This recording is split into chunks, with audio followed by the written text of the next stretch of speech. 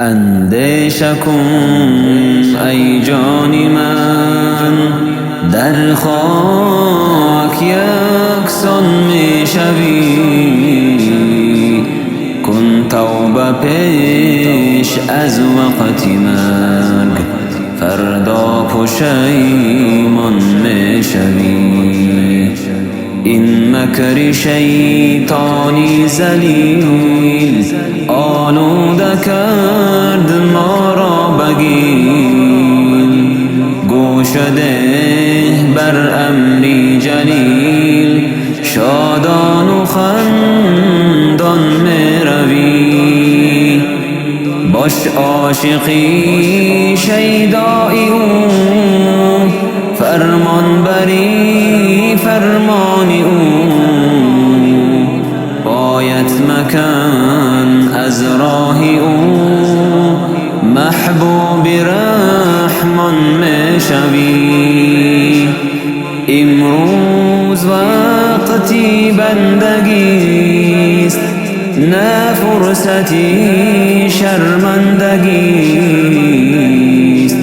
زنجیری شیطان را شکن، واریدی درگاه می شوی.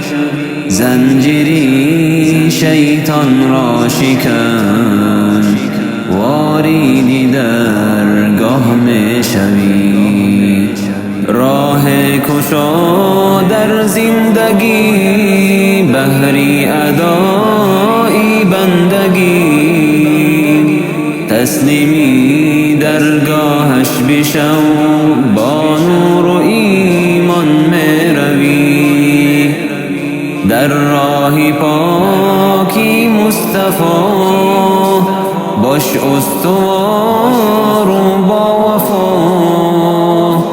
در محشری روزی جزا، دو دست بالا می شوی.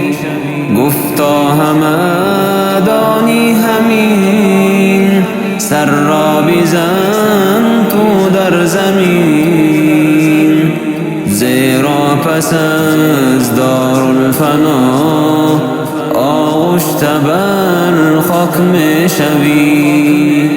زیرا پس از دارالفنا، آغشته بر خاک می شوی.